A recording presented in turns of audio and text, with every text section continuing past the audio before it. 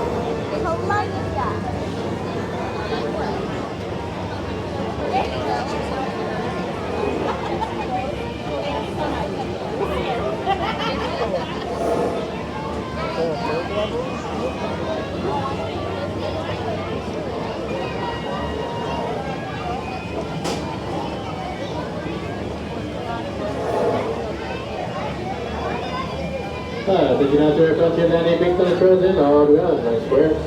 This grand student of March Twain accepting passengers and cargo. Authentic scene card journey up to America. Now, before we head on board, just a reminder, when boarding Mark Twain, make sure you take your time, look down and watch steps. If you have small children, take your friend by the hand when you on board. Also, folks, we ask that you refrain from smoking, gambling, and indulging in hard liquor. Now, this will be the first one off of the grand student of Mark Twain. Board.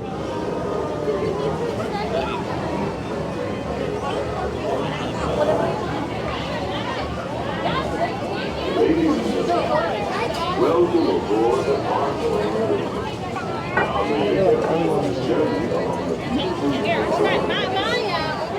Just a few reminders to stay safe. Please do not sit or climb on the outside railing, and be sure to watch your children. You don't want to be fishing haters on out. Also, there should be no fires or smoking on board. Thank you. And now, here's a few words from the first mate. Bienvenidos a bordo. Para su seguridad, no se sienten asegúrense de vigilar a sus hijos y absténganse de fumar. Gracias.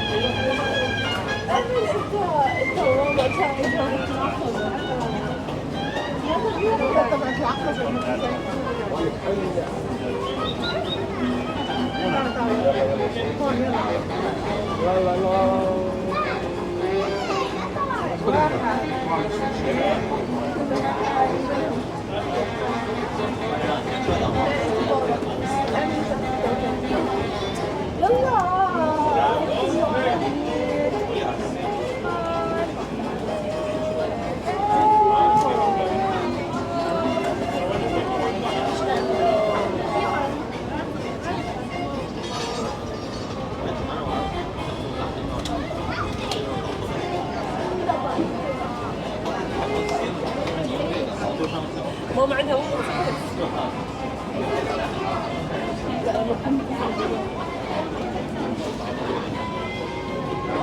هلا في دلايل حتعزل كثير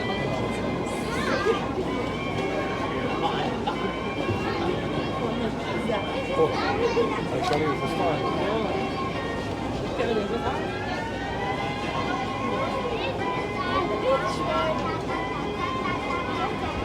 عشان العزة كلها تحت لفوق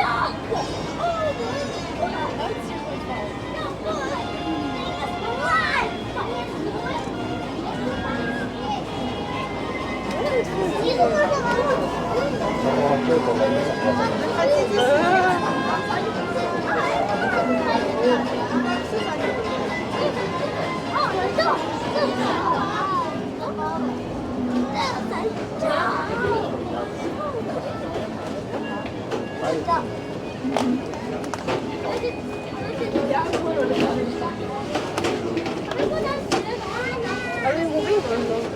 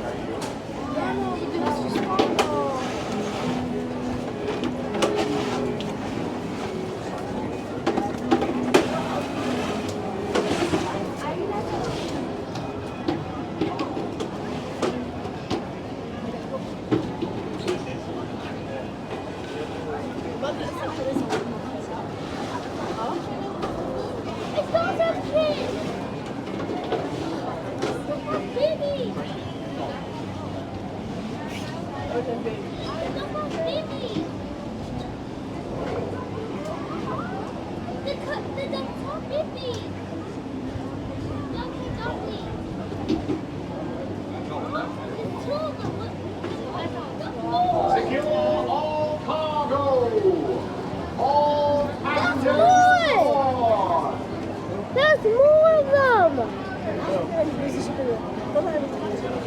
Look how many they are! That's a lot of birds!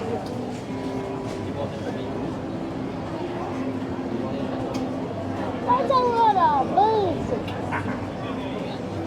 There's a lot more birds over here! Look how many birds there are! Oh.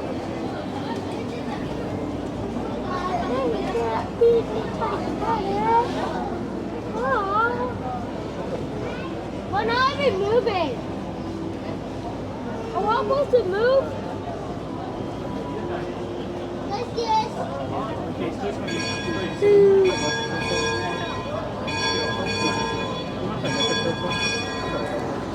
Why do you have microphones on? Why do you have microphones on? Thank you. Dogs! 1, 2, 3, 1, 2, 3, 4, 5, 6. 6, I see right now.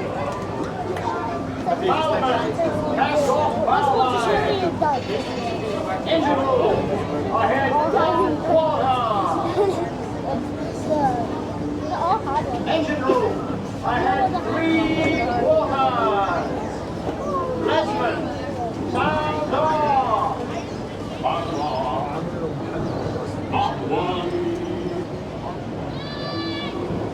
That's the lesbian calling out the death mark so we can avoid running the breath.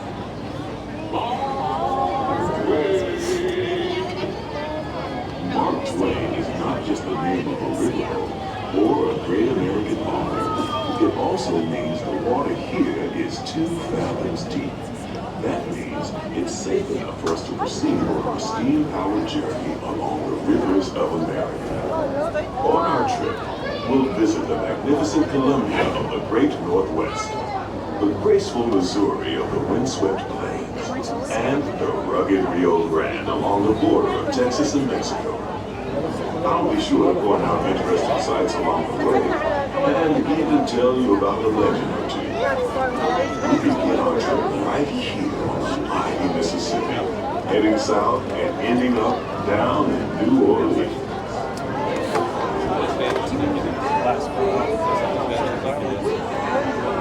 Oh, yeah. Watching guys on the side, yeah.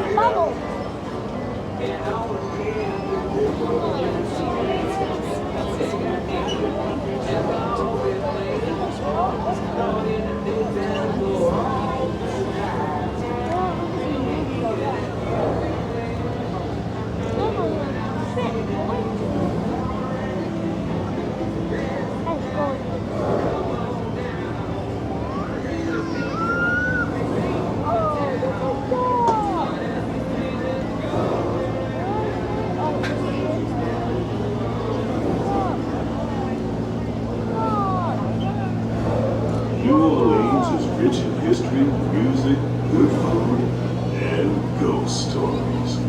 One of those stories involves the old mansion you see over there on the hill. We're now passing Fowler's Harbor. This is homeport for the 3-masted windjammer in the Columbia, the first American ship to circumnavigate the globe. Here's a bit of history.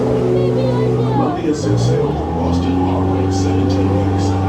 She rounded Cape Horn and became the first American ship to carry the Stars and Stripes around the world.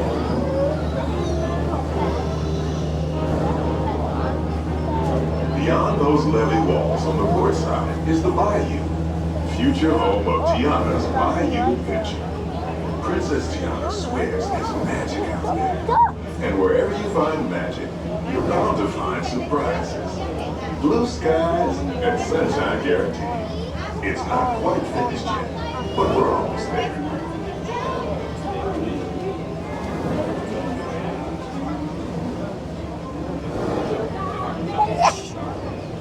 All the doctors just.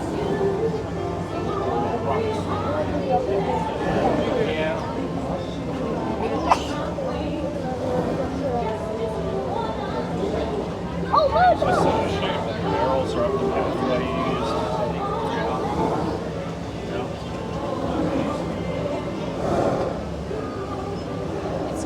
While you're in critter country, you might want to grab a paddle and try your hand at the Explorer canoes. You can work up a real good sweat rowing one of those around the river. Me, I'll take the comfort of the Mark Twain Riverboat any day.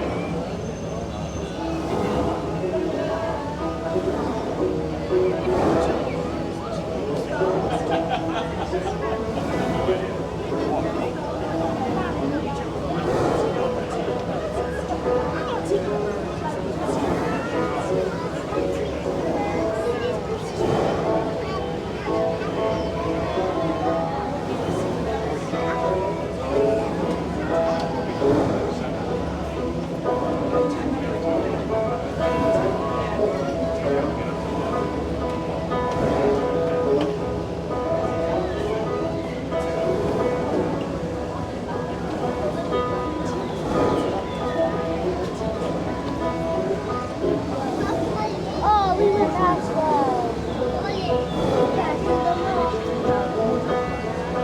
another line? Another line? As we head into the remote areas of the rivers of America, you're in for a real treat. I've been navigating these parts for years now, but I never get tired of taking in the breathtaking beauty of the Columbia River. The majestic trees, Isn't that so cool? the stunning rock formations, the cascading waterfalls, the moose, deer, and elk along the banks. It's all so magnificent and so peaceful.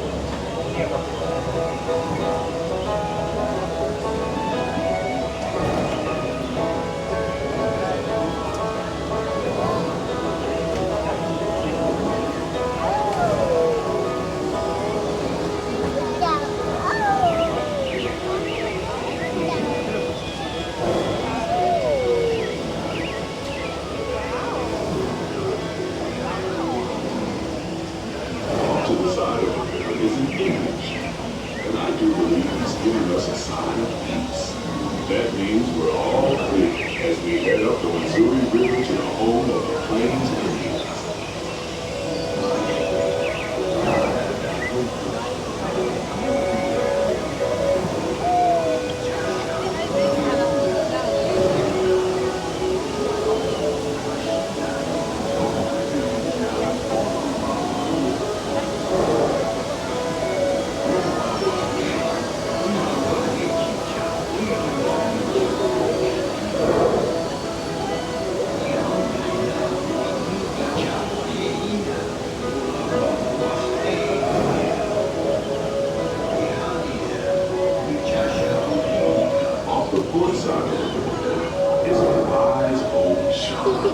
Sharing a story of all of us. He's telling the tale of how a woodpecker taught a young tribe to take a hollowed out branch and turn it into that most wondrous of musical instruments, the flute. It's a legend the Lakota have passed down from generation to generation.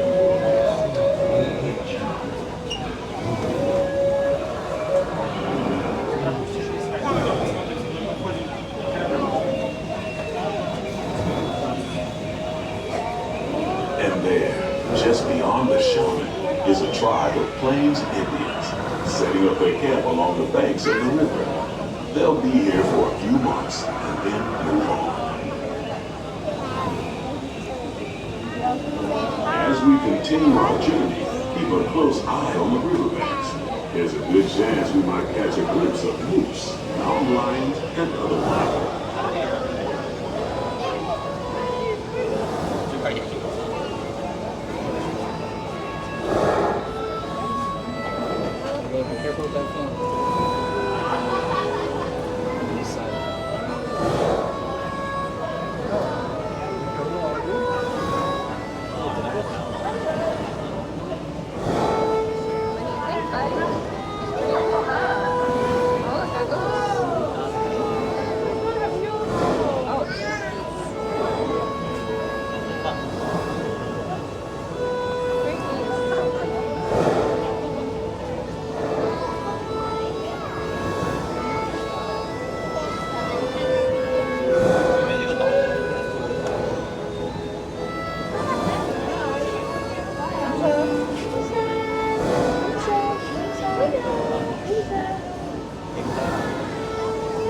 Off the starboard side is Pirate's Bay at Tom Sawyer Island.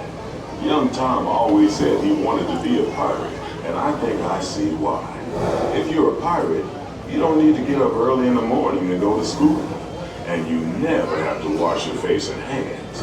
All you have to do is just look for treasure all day long. At least that's what Tom Sawyer thought.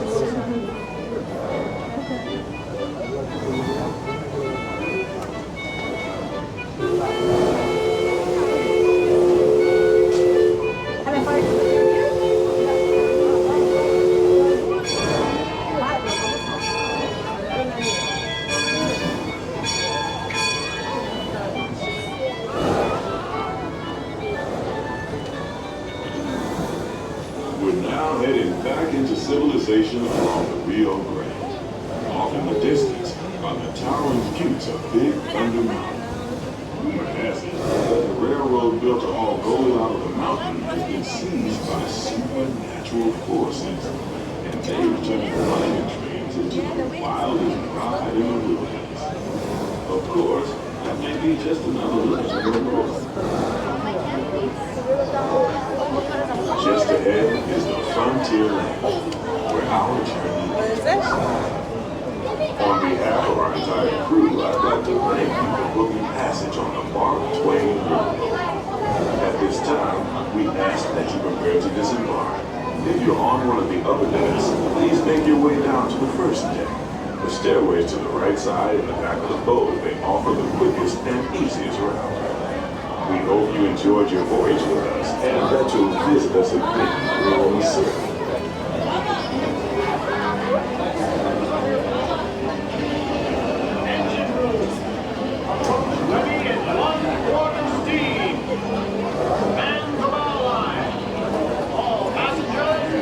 Stand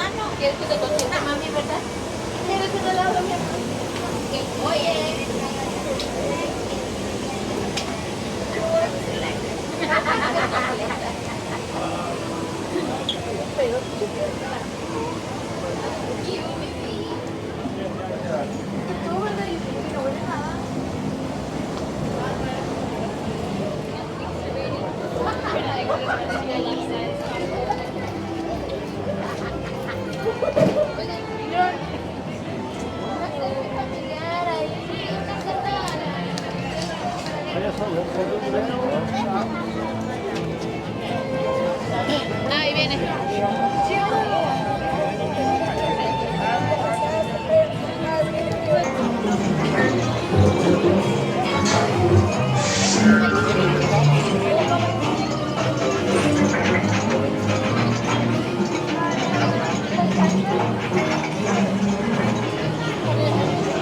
Yeah, but you need.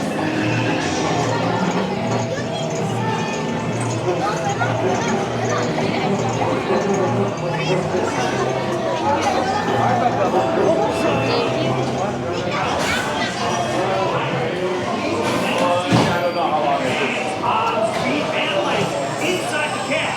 And you trust me, it's gonna be one wild ride.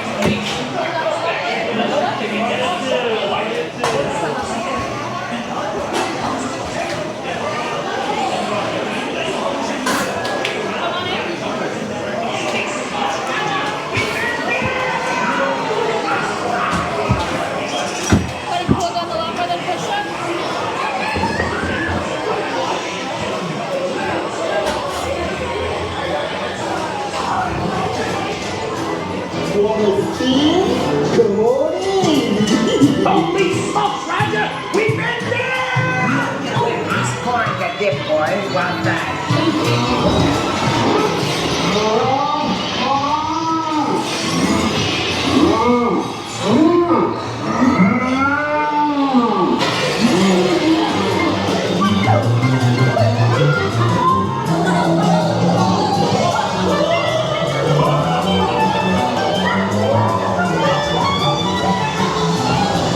Danger, danger, warning, warning, danger, danger,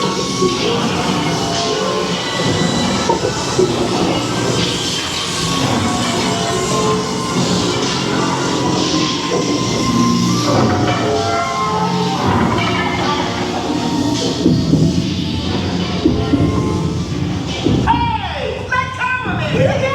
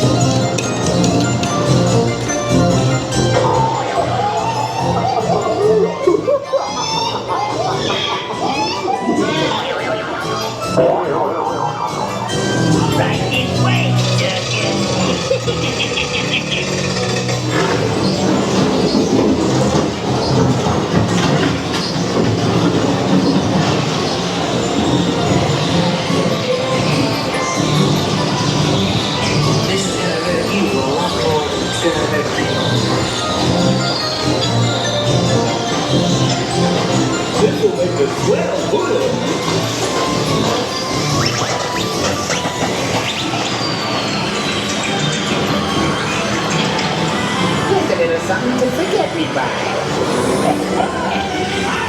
Portable hole! Oh, hey, Jack!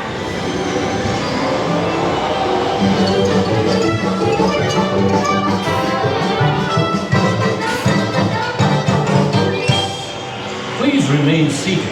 Your cab will begin moving in just a moment. Please remain seated. Your cab will begin moving in just a moment.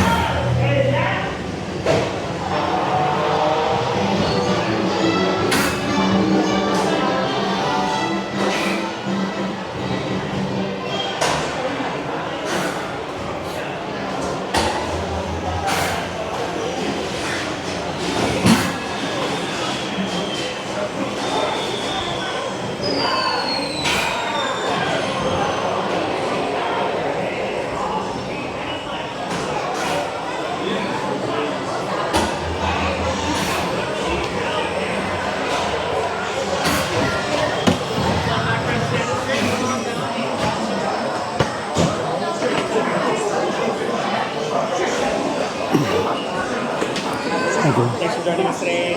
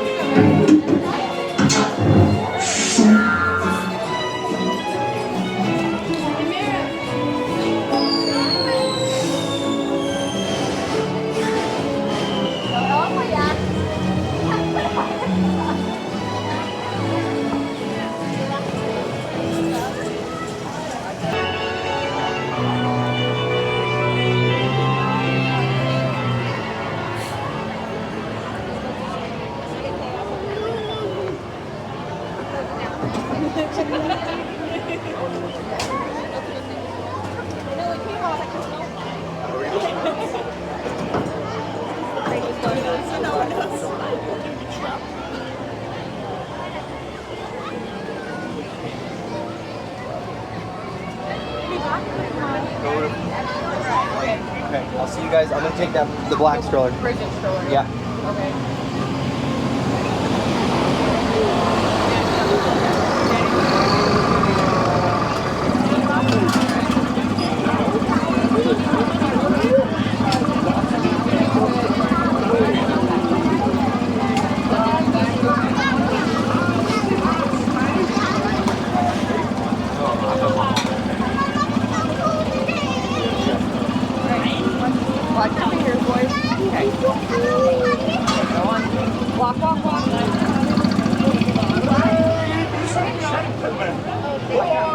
terms.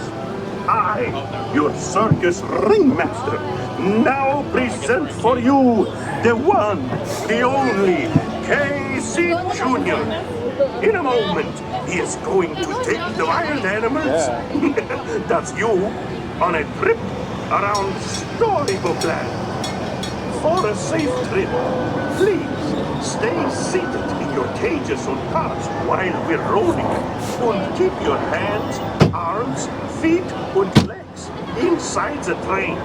Oh, and remember to watch your children too. All aboard! Bienvenidos. Para su seguridad, permanezca sentados y mantenga las manos, brazos, pies y piernas dentro del tren. Y cuide a los niños. Gracias.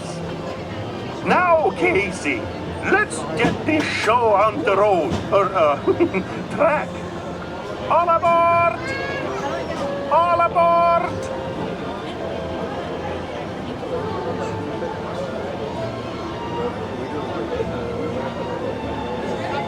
Oh, they put those 2 trains together. Maybe a different month.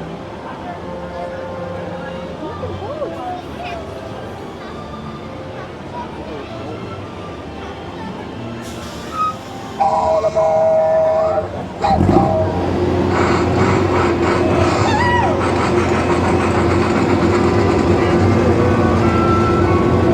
Casey Jr.'s coming down the track with a smoky slack. Bill and Martha coming round the hill. Casey's here to thrill every jack and Jill.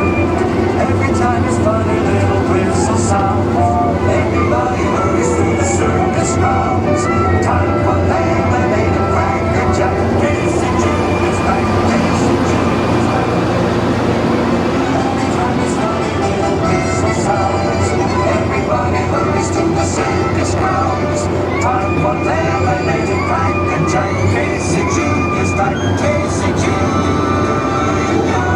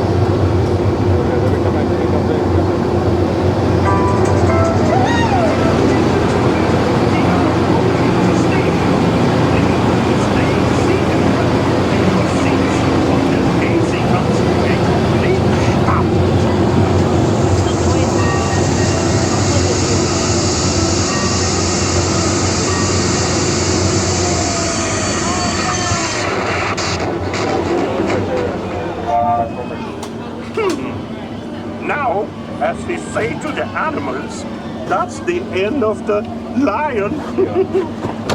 Fantasyland, Fantasyland Station.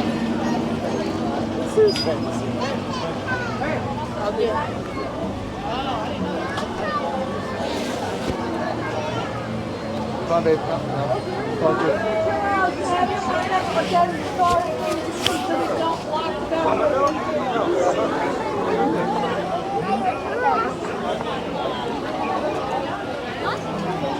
We're not going to do it.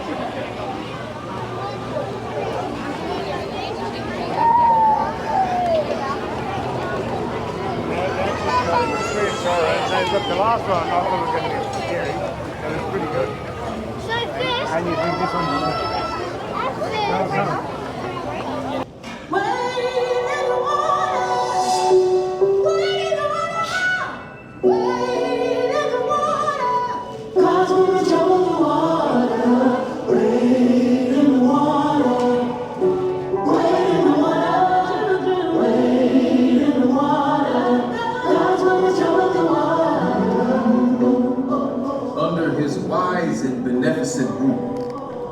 we saw ourselves gradually lifted from the depths of slavery to the heights of liberty and manhood. Though we waited long, we saw all this and more.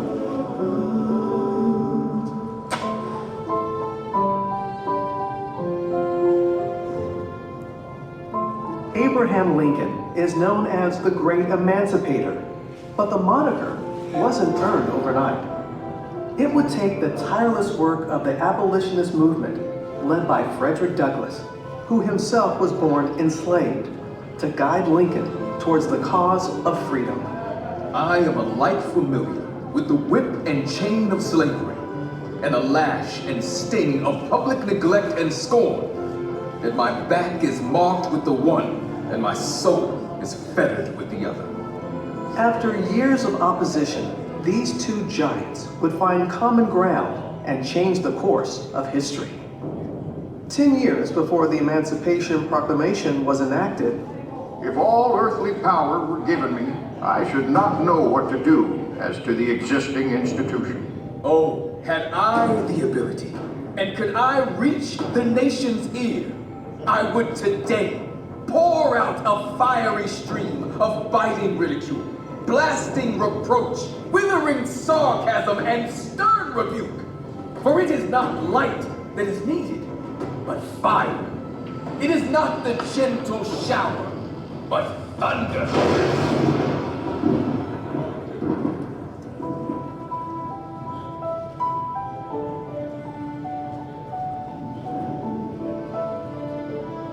Frederick Douglass never had a pair of pants or shoes until he was about 6 or 7 years old. He would sleep head first in an old corn sack with his feet hanging out on cold winter nights to try and keep himself warm.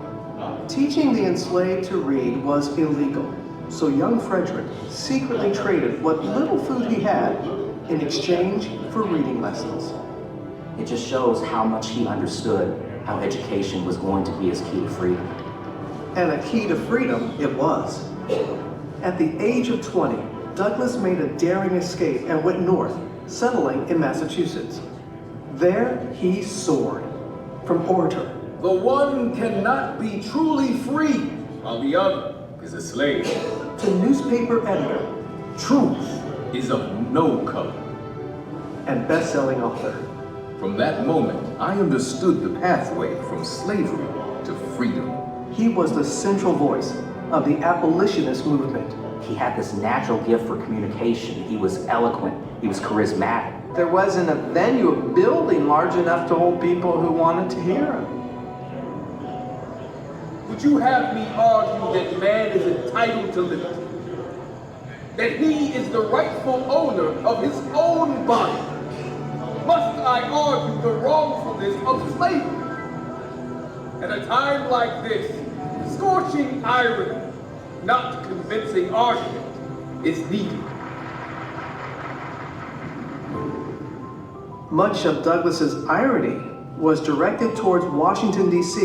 and Abraham Lincoln, the anti-slavery president who took office just as the Civil War began in 1861. Anti-slavery is very different than being an abolitionist. It was very gradual that most anti-slavery candidates believed in the abolition of slavery. I do not suppose that ultimate extinction would occur in less than 100 years at the least.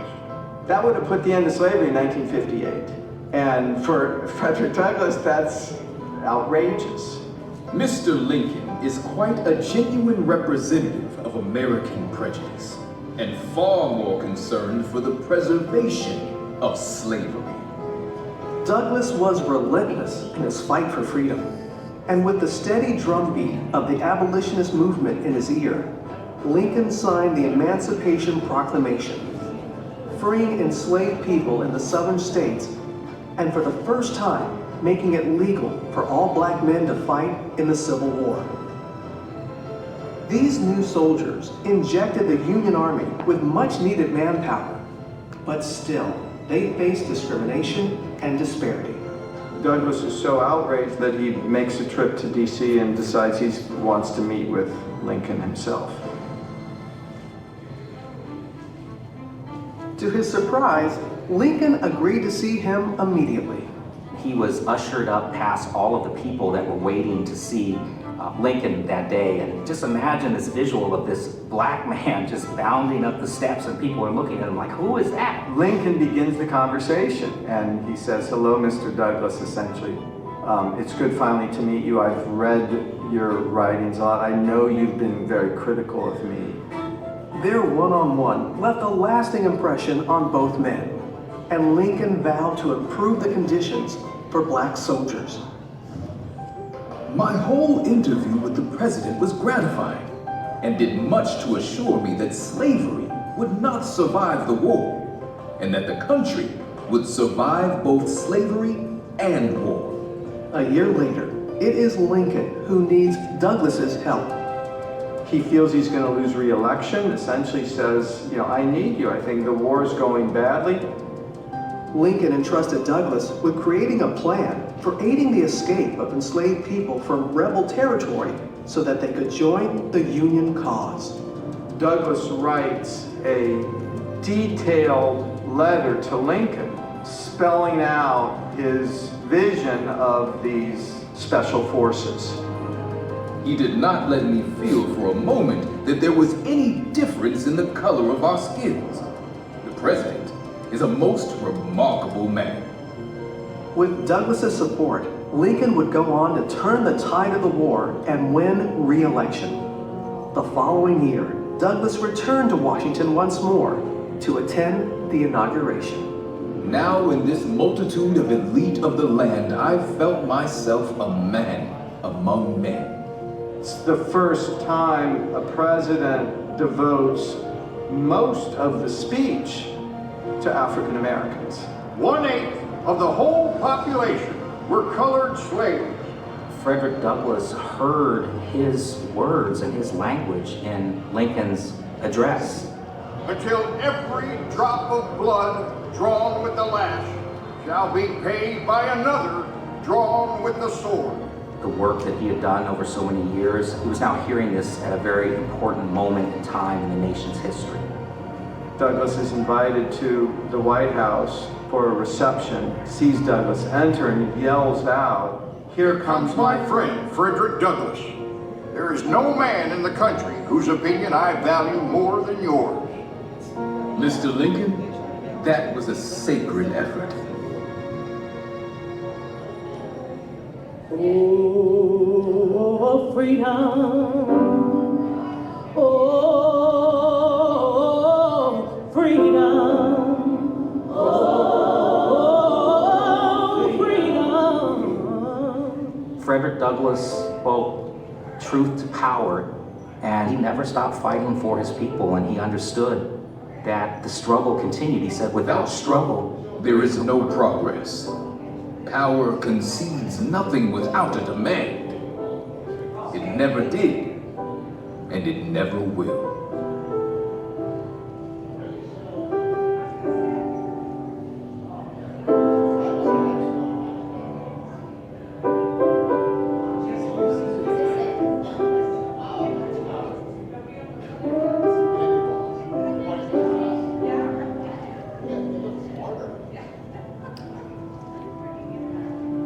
And now, here is Walt Disney to talk a little more about the nation's 16th president, Abraham Lincoln.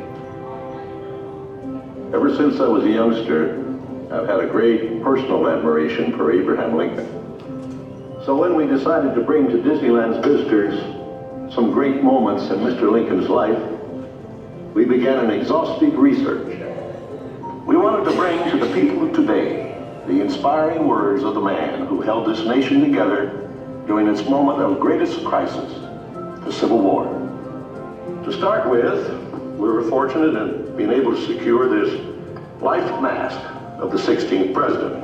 How do we get this, Blaine? This is actually a copy of an original life mask by the sculptor Leonard Volk. Before Lincoln was president? Before Lincoln was president. Before he had a beard? That's right. During our exhaustive research into Lincoln's life, we studied his mannerisms, his gestures, and even his voice characteristics to create a faithful likeness of this honored man. The final result is so lifelike that you might find it hard to believe. Now let's go into the Opera House and listen carefully to the words of Mr. Lincoln, spoken by him a century ago, but which still apply today to free men everywhere. If you would now please pass through the doors leading to our theater, we welcome you to Great Moments with Mr. Lincoln. All right, folks, it's showtime. I'd like to invite you over to the back lobby. I'll be opening the doors to the theater momentarily. But safety first, folks. There's a red line right inside this carpet. Make sure you stand on the far side of this red line. This red line, because these automatic doors will be opening out towards you. Again, as a friendly reminder, open food and beverages are not permitted inside the theater. So if you do have, please either finish it, discard it, or place it right inside your backpack. We also like to reserve the center portion of our theaters for our guests in wheelchairs, ECVs, and members of the party. You can access these seats by going through the center doors right below the brass eagle. Now, as you enter the theater, please watch your step. We do have step ramps on uneven floors inside. Yes. I have a question. Yes. Does the reason you say stand behind the red line is somebody being banged by the doors? No, because when the doors open, you're going to be hit by the doors.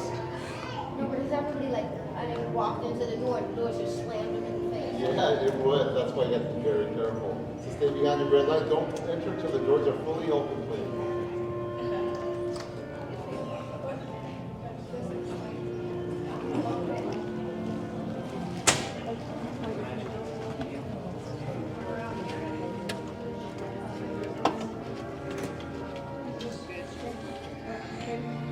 And a warm welcome to the Disneyland Opera House, folks. Not to preserve the dignity of this presentation, we ask a few things from you. That there be no eating, no drinking, and no smoking while inside this theater.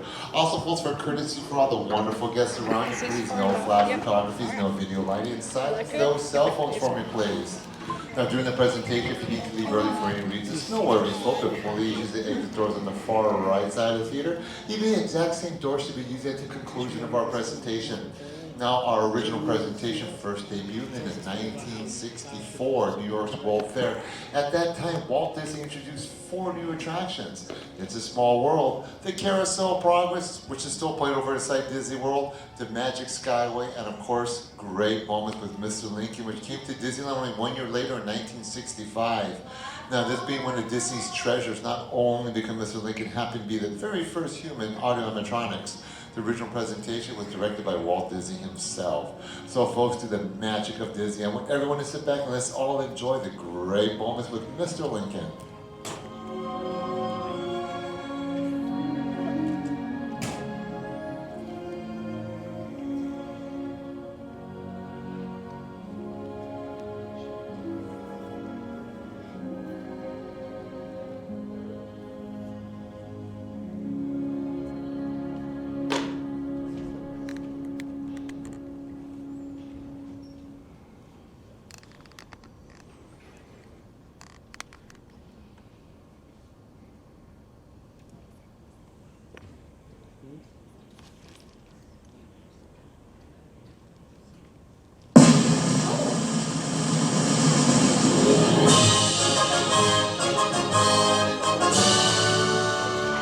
Ladies and gentlemen, we welcome you to Great Moments with Mr. Lincoln.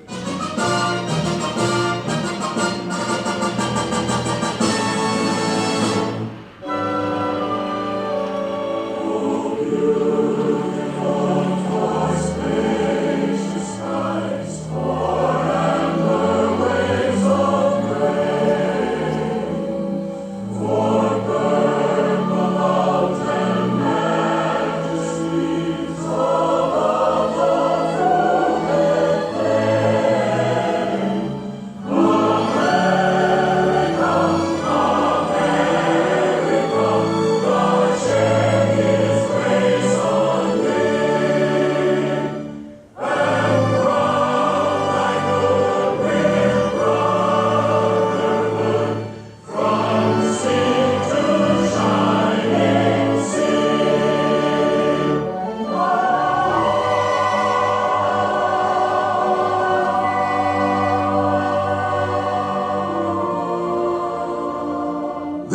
was the American dream, the prayer for the future. But that golden goal was not to be had without cost. The American way was not gained in a day. It was born in adversity, forged out of conflict, perfected and proven only after long experience and trial. In all of history, no man was dedicated to this dream more than the 16th President of these United States, Abraham Lincoln. Here in his own words is what he once wrote about himself. For at that time, very few people outside Illinois knew very much about this man from the prairie. I was born February 12th, 1809, in Hardin County, Kentucky. My father removed from Kentucky to what is now Spencer County, Indiana, in my 8th year. It was a wild region, with many bears and other wild animals still in the woods. There I grew up. I was large for my age, and had an axe put into my hands at once. And from that to my 23rd year, was almost constantly handling that most useful instrument. I think that the aggregate of all my schooling did not amount to 1 year. At 21, I came to Illinois. Thought of trying to study law. Rather thought I could not succeed at that without better education.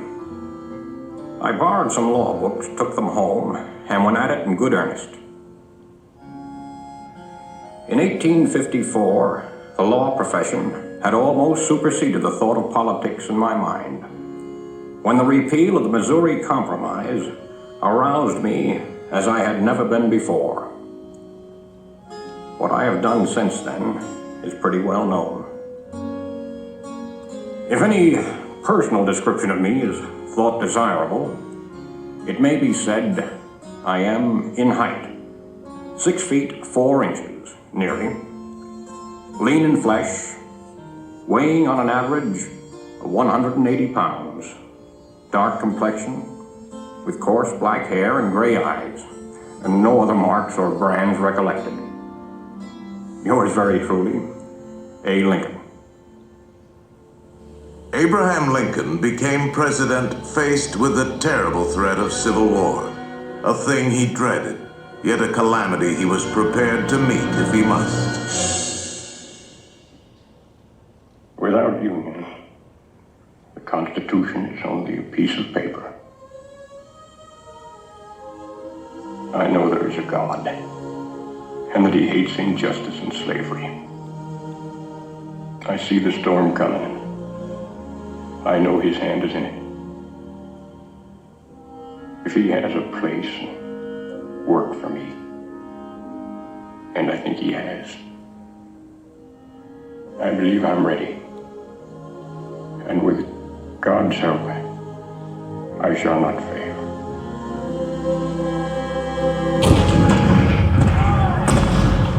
April 12, 1861, Fort Sumter.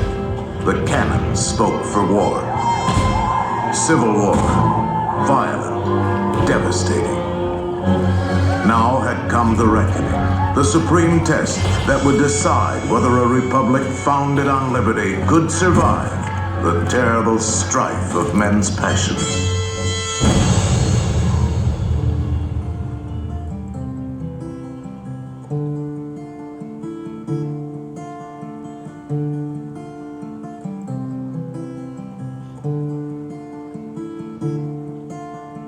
Two brothers on their way, two brothers on their way, two brothers on their way.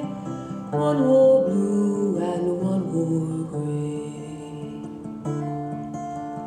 One wore blue and one wore gray as they marched along their way.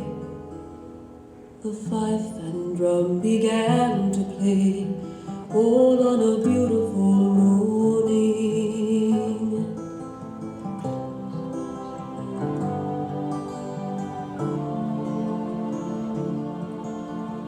One was gentle, one was kind. One was gentle, one was kind. One came home, one stayed behind. A cannonball don't pay no mind. A cannonball don't pay no mind. If you're gentle or if you're kind. It don't think of the folks behind. All on a beautiful morning.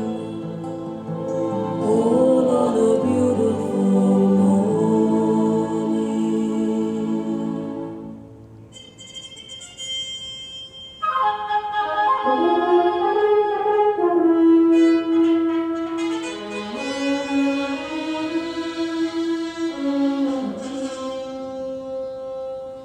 Fourscore-and-7 years ago, our fathers brought forth on this continent a new nation, conceived in liberty and dedicated to the proposition that all men are created equal.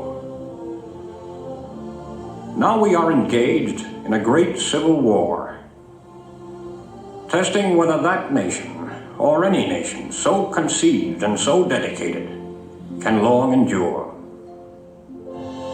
10 brief sentences. So simple, so direct.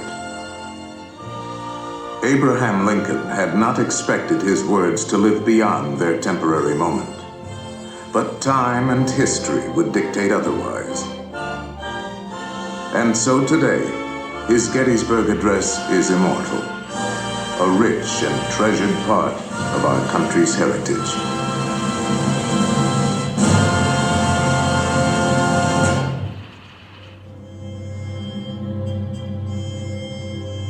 We pay tribute here not to a man who lived a century ago, but to an individual who lives today in the hearts of all freedom-loving people. His prophetic words are as valid for our time as they were for his. And now, the skills of the sculptor and the talents of the artist will let us relive great moments with Mr. Lincoln.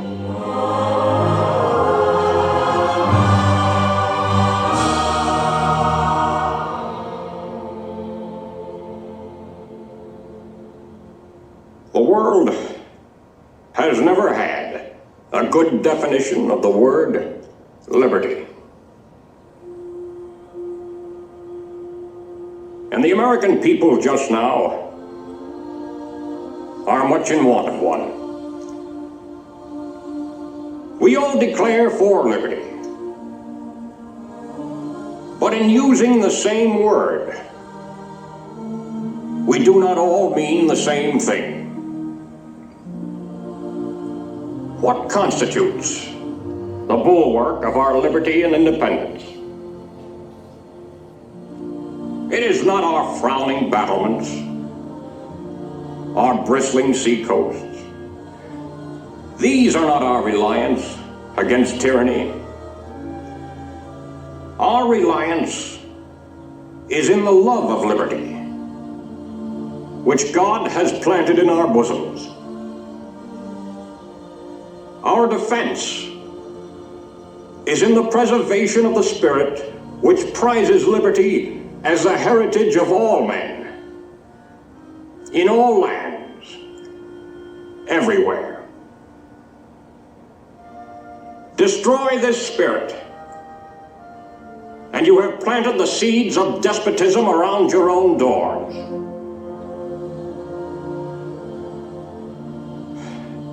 At what point shall we expect the approach of danger?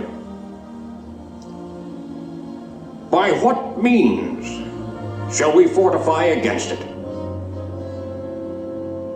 Shall we expect some transatlantic military giant to step the ocean and crush us with a blow?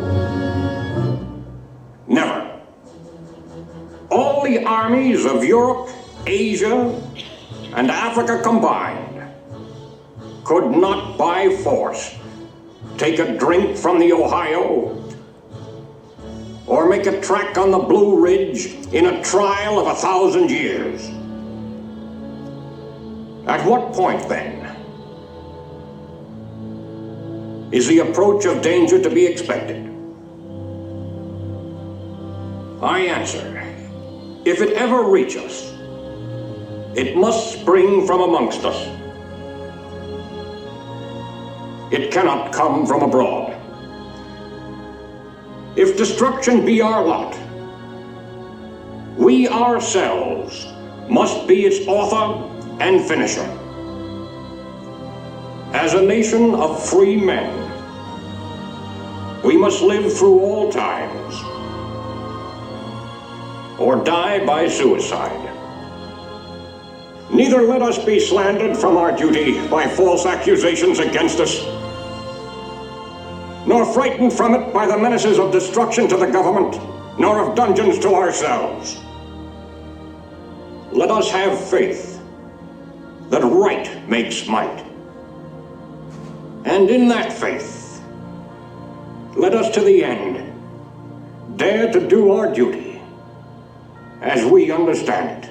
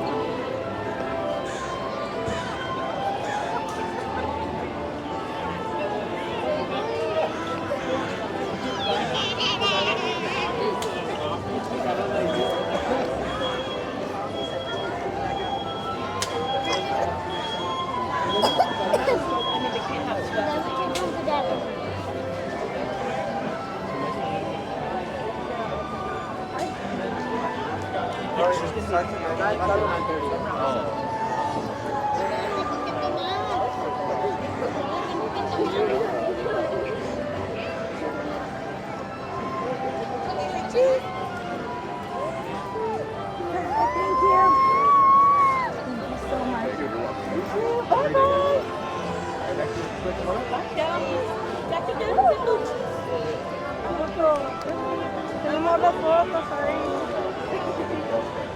Mira que Freddy.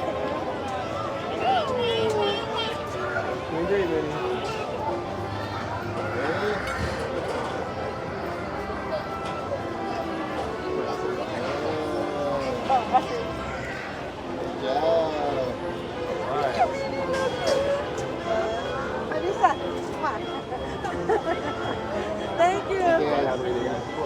Next, like the second one up? ¿Quieres que te la tome? No, what is it? You want me to take it? I can take it out. Yeah. No, toma.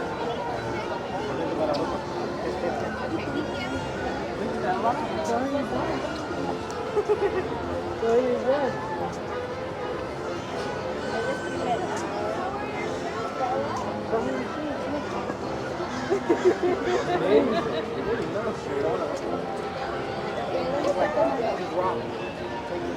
All right. Everyone go ahead and look right over here. Ready? 3, 2, 1.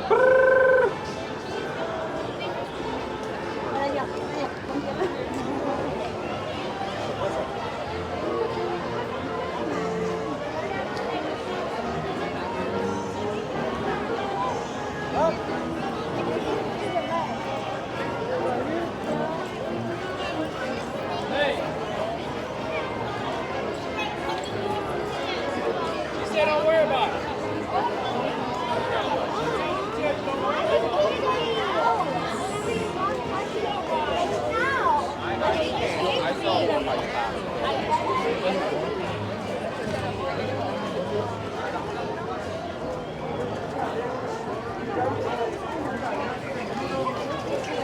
Okay, good.